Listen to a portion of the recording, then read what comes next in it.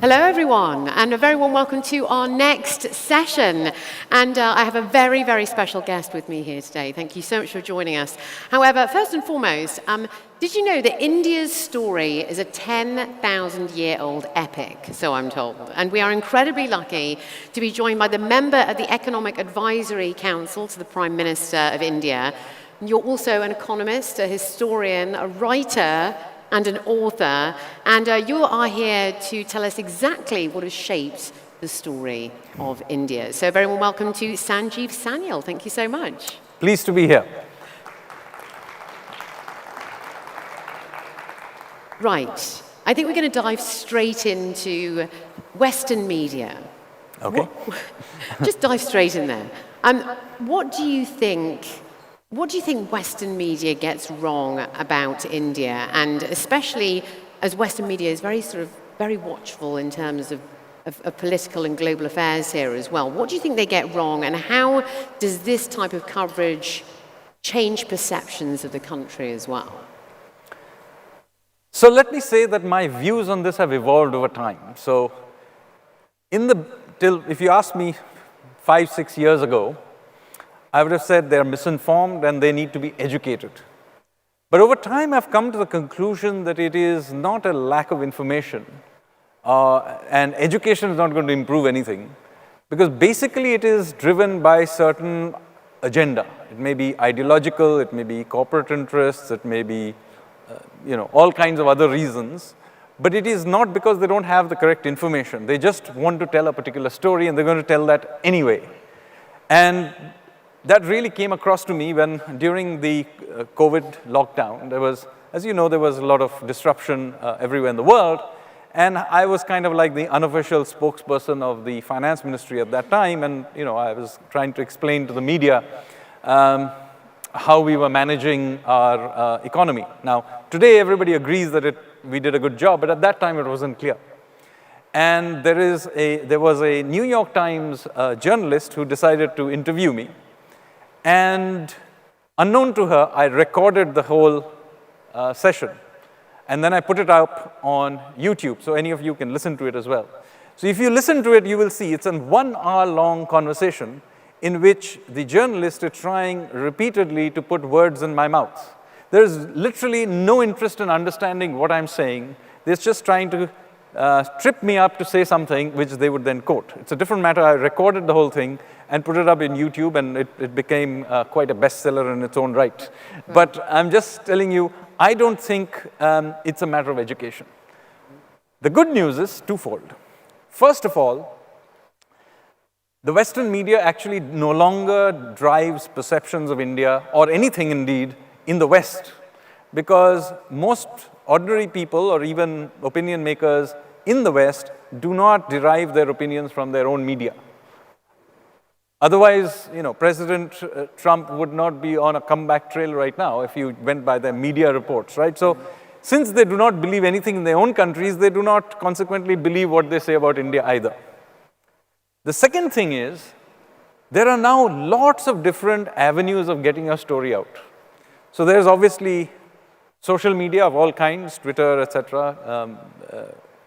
Then you have podcasts, you have events like this. And so what I have found is that as a country, the better use of our time is to actually directly reach out using social media, using events, reaching out to universities, reaching out to investors, and so on.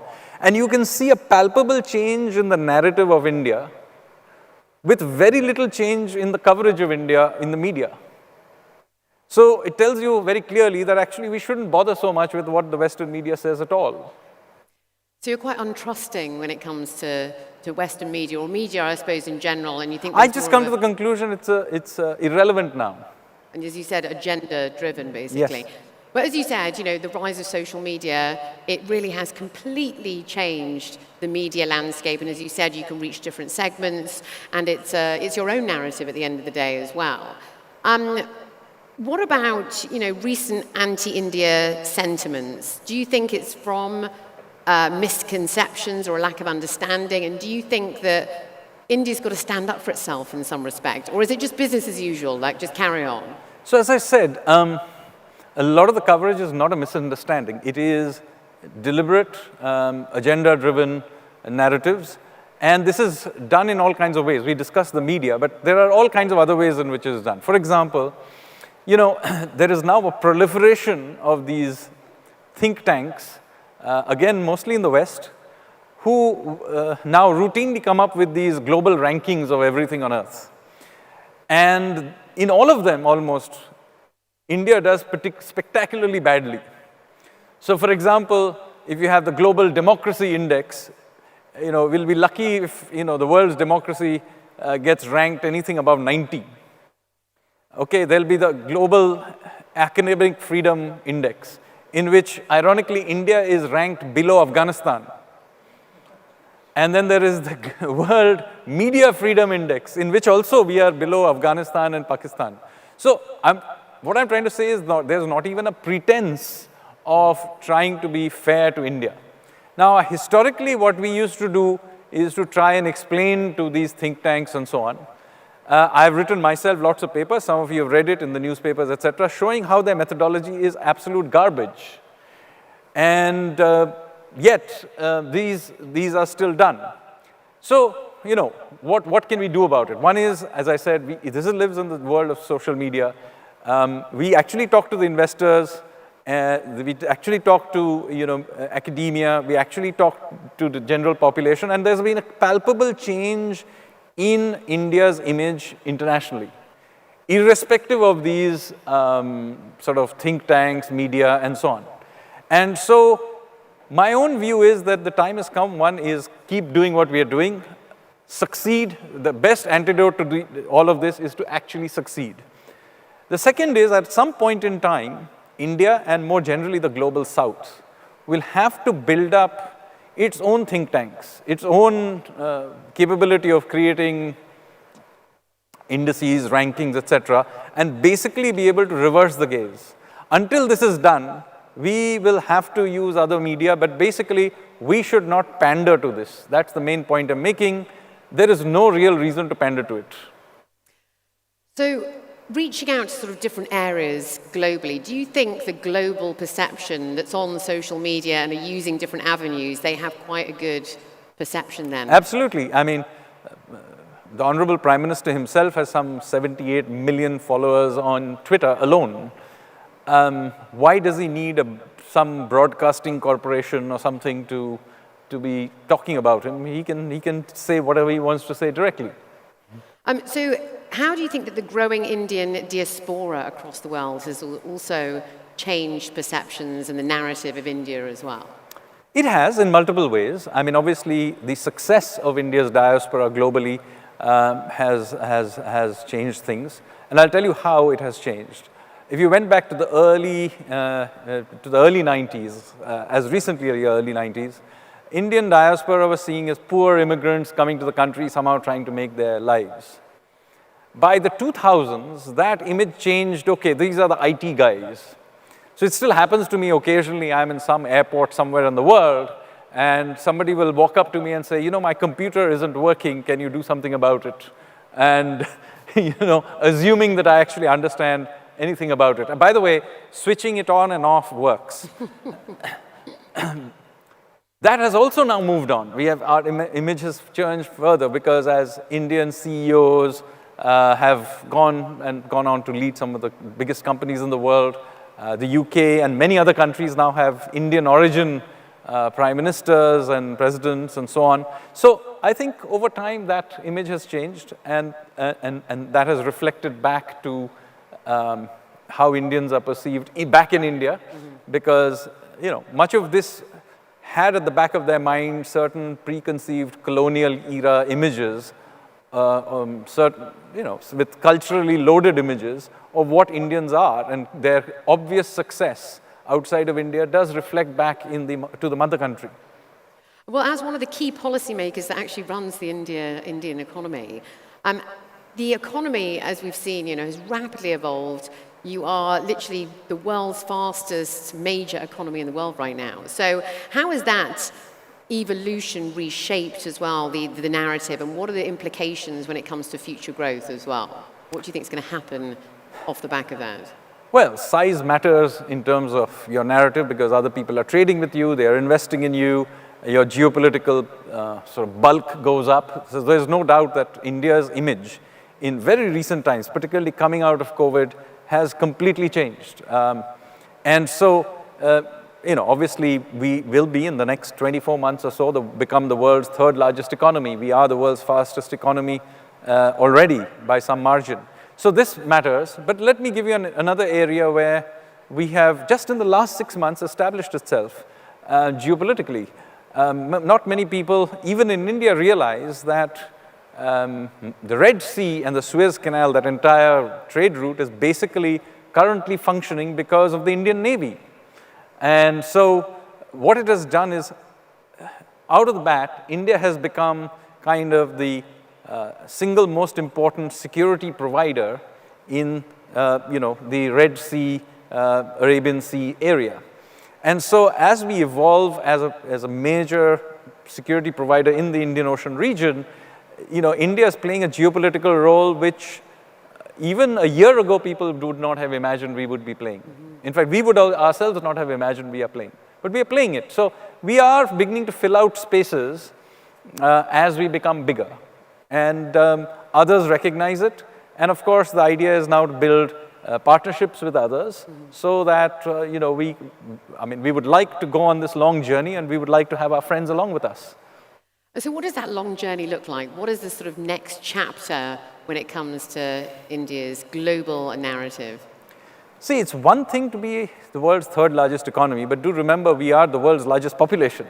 So when you divide one by the other, we still remain a very poor country. So we have to sustain this performance for 25 years. Only then are we going to get to the bottom echelons of being a developed country in 2047, when we will be 100 years of freedom. So this is a big effort we have to do, and we can't slip it up, right? This is an opportunity, but at the end of that process, remember, even we will begin to age. Just like China is aging today, in 25 years, we will also begin to age. So this is our opportunity. We have to make it work. So very important, we remain focused on economic growth. We remain focused on sort of building out India of our dreams and not get distracted by other things. It also, of course, means that we have to keep doing reforms. See, growth is not some God-given thing that happens naturally. It has to be earned. And so that means that you have to keep doing reforms all the time. So the last 25 years of reforms has got us here. We have another 25 years of reforms going ahead. And a lot of difficult things need to be done. So we have done some things, difficult things included. But there are things like, for example, we need to do something about our judicial system. Enforcement of contracts is a serious issue in this country. We've heard other speakers also allude to that. But really, we need a judicial system meant for the 21st century, not one which is stuck in the 19th century. And so this is a huge area of reform. Of course, the government can only do a little bit. The judiciary itself has to get on with it and do something about it. But the government, for example, needs to also upgrade and reform the administration and the bureaucracy. So the last 25 years of progress has been essentially by weakening the bureaucracy's ability to stifle growth. But it hasn't meant that the bureaucracy itself has been reformed. But now we need to reform it so that it begins to deliver the services it's supposed to do. We need a 21st century bureaucracy that requires administrative reforms, something that's been discussed for last half a century, but we need to get on with it and do it. So that's another one. Another major area that we need to work on is on municipal reforms, delivery of urban services. So the last decade we have worked very hard on intra-city infrastructure, highways, airports, and so on. Now we are now focusing on intra-city infrastructure. So we are shifting from intercity to intra-city infrastructure. Mumbai is one of the first places we are working on this, but it's a big area of work that we need to work on. Well, as obviously this is the investment forum, what in your mind are the sort of key, the most exciting areas of investment when it comes to India, maybe Mumbai in particular as well? Well, I have a philosophical problem with answering that question. I am a strong believer that policymakers should not be deciding where investment should be made. People in the audience, there are lots of entrepreneurs in there. You know what to invest on. My job is to make sure the government provides the infrastructure and then keeps out of the way. So I will pass that question because I believe it's not my job to decide, or the job of any government official to decide where this economy should go. Let the entrepreneurs do their job. My job is to keep the overall system running while they take their risks. Very well said. We only have a couple of seconds left, but do you have a key message? As obviously we have a lot of people online watching us, and obviously our audience here, and that's how you like to speak to people obviously as well. So what's your sort of key final takeaway and message for our audience here today? So my message is, look, India, this is an exciting time to be in India. And we, as policymakers, are absolutely determined to keep India on track. Obviously, as I mentioned, we have to do the difficult reforms of the next few decades. And we are all on this together, not just Indians, but our partners around the world. We want your investment. We want your feedback. If there are new areas or policies you need relooking, our doors are open. We would be very happy to, relook at anything. As I said, we will do what is necessary to get to being a developed country by the year 2047. Very, very well said. We cannot thank you enough for your words of wisdom here today. Thank you so much to Sanjeev Sanyal. Thank you. Thank you.